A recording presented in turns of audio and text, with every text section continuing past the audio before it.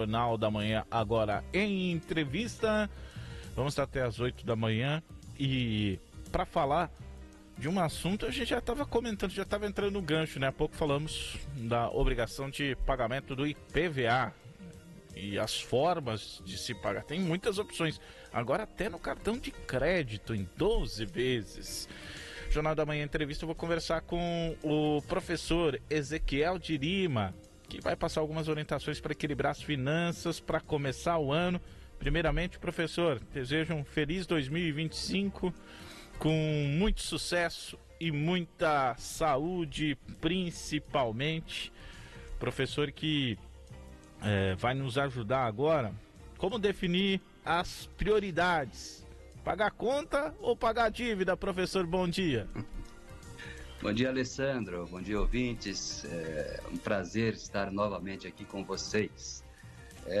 Pois é, quando a gente fala de economia, fala de finanças, fala das finanças pessoais, é sempre um tema bastante quente, porque o Brasil vive momentos realmente complicados, especialmente para as famílias, que constantemente terminam o mês faltando alguma coisa, não consegue completar o mês com a renda, com o salário, enfim, que recebem. Isso é um problema muito grande. Por quê? Porque quando nós temos dívidas, nós estamos muito preocupados. Quando nós temos dívidas, nós temos dificuldades em investir, é claro. Então, a gente precisa naturalmente definir algumas prioridades, né? E o que vai ajudar a gente a definir essas prioridades entre investir ou pagar dívidas? Então, a primeira coisa que a gente precisa avaliar neste sentido é justamente a taxa de juros das dívidas. Se eu tenho dívidas com taxas muito elevadas, eu preciso priorizar essas dívidas. Eu não posso remontar dívidas, porque a gente precisa sempre pensar nos juros compostos. Todas as vezes que eu deixar de pagar, por exemplo, o cartão de crédito, que tem um juro elevadíssimo, eu estou deixando, ou então estou criando um bolo de neve. Essa bola de neve, a famosa bola de neve das finanças, que é terrível para as pessoas. Então, eu preciso pagar as dívidas com juros mais altos. As dívidas imobiliárias, por exemplo, as dívidas de juros mais baixos, elas, se estiverem de acordo com o orçamento, não há nenhum problema, a gente vai levando. Agora, quando elas começam a complicar o orçamento, nós temos que priorizá-las também. Então, nós não podemos viver no sufoco. Priorizar e investir. Sempre que puder investir, faz muito bem. E depois, Alessandro, se você me permitir, a gente vai falar um pouquinho da necessidade da reserva de emergência, que é justamente para que as pessoas não vivam sempre no sufoco, tá? Mas isso pode ser um pouquinho mais adiante. Agora a gente fala, então, das prioridades entre investir e pagar dívidas.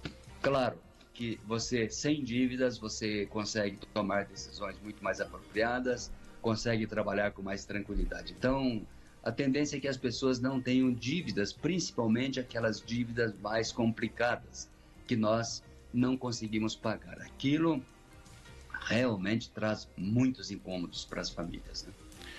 Bom, eu vou fugir um pouquinho só da pauta, professor, porque eu vou trazer, você estava falando aí dos juros compostos, né?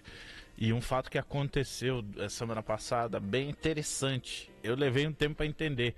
E é um amigo de verdade, tá, que fez, porque eu sou mais conservador, eu não costumo fazer ações como essa, como ele fez, que eu acho bastante arriscado, né? Mas ele fez uma reforma, né? E nessa reta final de ano, e tá para fechar os pagamentos dessa dívida em R$10.000, tá? Eu vou colocar aí. E ofereceram um novo empréstimo para ele de R$15.000 com a taxa de juros menor.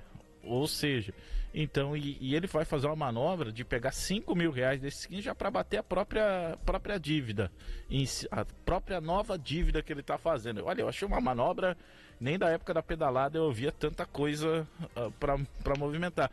Mas só para a gente ter uma noção da realidade do brasileiro, né? Mesmo ele numa situação mais confortável, vai tentar fazer uma manobra, apesar de não serem valores grandes, né? Mas, enfim, no tempo que a gente está falando aqui, no momento que a gente está falando que o brasileiro médio é um valor considerado.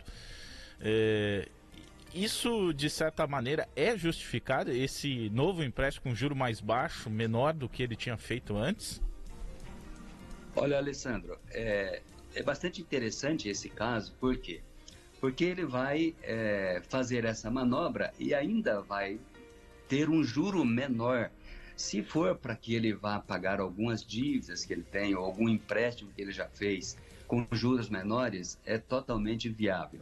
Agora, o que ele não pode fazer estando, digamos, num momento equilibrado, digamos assim, mas com dívidas, digamos, dentro do orçamento. E, de repente, ele vai fazer um empréstimo, a gente não sabe exatamente o valor do juro desse empréstimo, mas a gente tem que entender que quando você empresta para o banco, você empresta a juros bem mais baixos. Taxa Selic, por exemplo, 10% ao ano, 12% ao ano nesse momento. Quando você pega dinheiro do banco, normalmente é um pouco mais alto. E às vezes, assim, se a pessoa está com o orçamento equilibrado, ela pode sim fazer essas análises, como ele fez, de utilizar um pouquinho mais de crédito para fazer alguma coisa, ou pagar algum investimento, ou então aproveitar para melhorar ainda mais o investimento dele. Por quê? Porque as taxas são viáveis naturalmente. Agora, o que são taxas viáveis?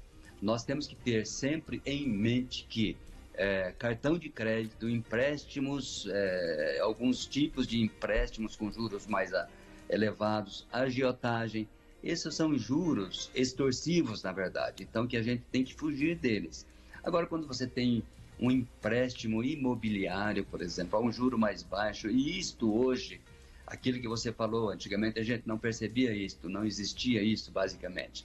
E hoje existe, porque existem várias opções, várias ofertas. O que a gente precisa fazer é avaliar bem cada uma das ofertas e fazer bem as contas, para ver se realmente vai ser vantajoso ou não. Se for vantajoso, não vejo problema se ele está com o orçamento equilibrado. Se o orçamento está desequilibrado, é melhor não fazer. E em cima disso, professor, que estava aqui na nossa pauta, além disso, qual a outra forma que a gente pode negociar essas taxas de juros mais baixas, por exemplo? Que é aí que mora o perigo, como diria aquele Uno. Na verdade, negociar dívidas, digamos assim, né? Então, a primeira coisa que a gente precisa fazer é se organizar.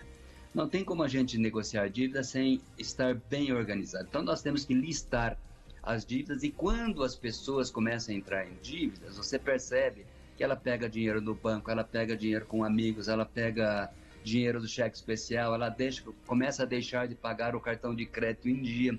Então, ela precisa fazer o quê? Listar as dívidas e organizar essas dívidas. Saber o seguinte, os valores, os prazos, as taxas, o nome do credor e verificar em ordem qual que é a maior taxa. Qual que é a dívida que eu preciso negociar com mais urgência? Qual que está vencendo rapidamente e eu não vou ter dinheiro para pagar? Então, se ele sabe exatamente quais são as suas dívidas e consegue ter um horizonte de como é que ele pode pagar isso, ele pode chegar no banco, ele pode chegar com um amigo que emprestou, ele pode pedir um pouco mais de prazo, ele pode pedir um abatimento no juro, mas ele tem que saber exatamente como está. Por quê? Ele pode, inclusive, conseguir um outro empréstimo, aquele que o teu amigo fez, por exemplo, conseguir um outro empréstimo a taxas bem menores, porque existem muitas ofertas também, e pagar uma dívida, por exemplo, do cartão de crédito. Não vejo dificuldade nenhuma em fazer isso, desde que seja favorável a ele e que dê tranquilidade a ele. O que ele não pode de jeito nenhum, nesse caso, quando ele começa a pensar em renegociar dívidas, é aumentar os gastos ou gastar um pouco mais do que ganha. Né? Então, nós temos que viver, na verdade, o brasileiro precisa aprender isso, acho que o mundo todo precisa aprender, é viver dentro dos nossos limites. Aliás, viver abaixo das nossas possibilidades. Se eu ganho R$2.000, eu tenho que tentar viver abaixo desses R$2.000. Mas o problema é que nós temos família, né? Nós não somos sozinhos, nós temos esposa, nós temos filhos, às vezes temos filhos adolescentes, eles demandam muito, né? Em algumas fases da vida, precisa de um calçado, precisa de roupas, enfim, e estão sempre demandando. E às vezes o salário, a renda que entra da família é limitada. Então, a gente vai ter que conversar com a família, vai ter que negociar com a família, vai ter que aprender, digamos assim, a viver ou, enfim, equilibrar o orçamento. Então, quando nós equilibramos o orçamento, nós começamos a ter um horizonte de possibilidades maiores. E isto faz parte para a vida toda. Se um filho, por exemplo, está demandando um calçado novo, ele quer um calçado de marca, e se você conseguir explicar para ele que o calçado de marca vai comprometer o orçamento e que aquilo é importante para o futuro deles, no futuro, quando eles tiverem filhos também, eles vão agir da mesma forma. Se você se sacrifica e vai lá e compra esse calçado de marca porque teu filho merece, porque os amigos do seu filho têm, enfim, só porque a gente demanda de aprovação social, digamos assim, o que vai acontecer? O filho vai imaginar que sempre vai poder ter alguma coisa além das suas possibilidades. Então, nós temos que aprender a viver abaixo das possibilidades e a negociação da dívida faz parte disso também. Quando eu partir para negociar dívida, eu sei que eu preciso economizar, eu preciso sobrar dinheiro para pagar a dívida. Por quê? Se eu negocio dívidas, eu tenho que honrar o compromisso negociado. Conseguir abater o valor da dívida, conseguir reduzir os juros, conseguir fazer em parcelas, 6 parcelas, digamos, da minha dívida, eu tenho que ir lá mensalmente quitar essa dívida, custe o que custar. Porque, senão, você mesmo perde o compromisso com o seu, digamos assim, com a sua rotina de pagamentos. Isso não pode acontecer. Professor, eu vou trazer para uma realidade de hoje, né, que eu ouvi um conselho uma vez que altos investimentos, se você não te traz retorno, ou seja, se você não está ganhando dinheiro com aquele alto investimento, ele não compensa, aí é supérfluo, né? E a gente vê assim uma preocupação muito grande em ter o patinete elétrico e o iPhone, mas como vai pagar aí é outra coisa. E importante, professor, trazer esse exemplo, porque eu acho que é o caminho, professor, e aí você pode dar uma sugestão de como fazer guardar aquele pouquinho, começar a guardar aquele pouquinho para ter essa reserva e o quanto isso é importante em várias situações da vida. Olha, excelente pergunta, Alessandro, porque a gente precisa sempre falar dessa tal da reserva de emergência.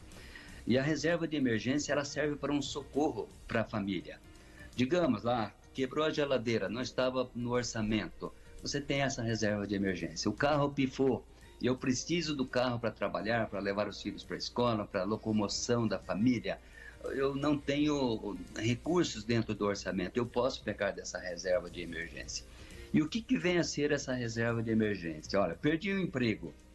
Eu preciso ter digamos, um mínimo entre 3 e 6 meses que eu posso trabalhar não, mas eu posso procurar um novo emprego com mais tranquilidade, eu posso observar oportunidades com mais tranquilidade. Então, a reserva de emergência serve para isso. Mas como é que nós fazemos essa reserva de emergência? As pessoas acham, poxa vida, em 3 meses eu tenho que criar uma reserva de emergência. Não, não é dessa forma.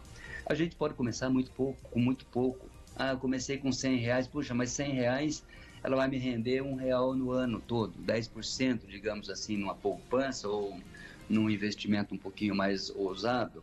Aí o que acontece? Parece pouco. No primeiro ano, R$100 é só 101. Mas se você deixar esses R$100 durante 5 anos, ele vai aumentar.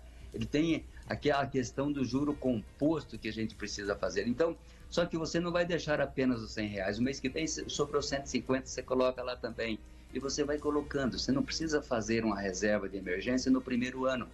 Mas é obrigação moral de todas as famílias criar a sua reserva de emergência. Eu não posso, de repente, do nada, poxa vida, deu um problema, preciso comprar um remédio importante e eu não tenho esse dinheiro. Eu não posso chegar nessa situação. É muito complicado para um pai de família ver um filho que precisa de um medicamento importante e não ter acesso a ele. Então, essa reserva de emergência precisa ser feita todos os meses. Eu tenho que ter esse compromisso. Se eu ganho R$5.000, se eu ganho 2, se eu ganho salário mínimo, se eu ganho 10 mil, não importa. E, aliás, Alessandro, a gente percebe, conversa com muitas pessoas, na verdade, que tem um padrão de renda muito bom, 10, 12 mil reais, mas reclama o quê? Ezequiel, nunca sobra dinheiro, eu estou sempre me arrastando ali no final do mês, não sei o que acontece, quando eu ganhava 2 mil era a mesma coisa, quando passei para 5 continua igual, agora eu estou ganhando 10 mil e é a mesma coisa, o que eu faço? É justamente isto, falta a educação financeira, falta criar o hábito.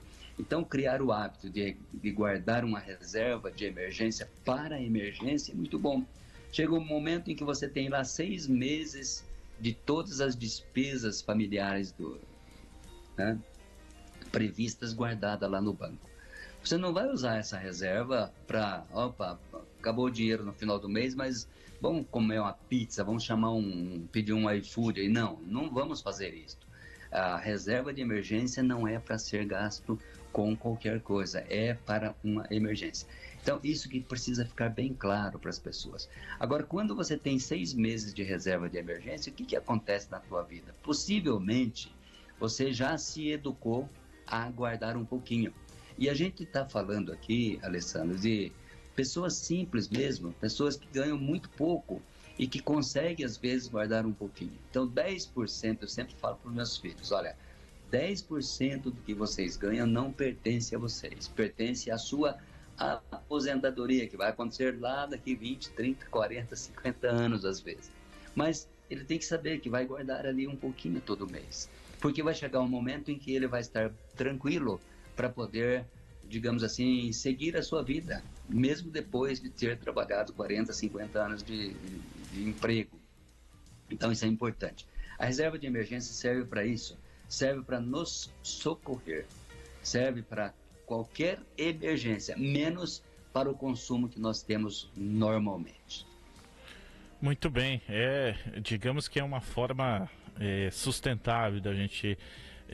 O professor usou uma expressão que eu gostei muito e eu acho que simplifica bastante coisa, abre a cabeça de muita gente nesse sentido, que eu não sei se eu vou replicar, o professor me ajuda, importância moral. Claro. É isso. Isso, realmente, olha que frase impactante, né? Importância moral de todo mundo conseguir ter uma reserva de emergência, afinal de contas, não é quanto se ganha, e sim quanto se gasta, né? Esse é o grande ponto.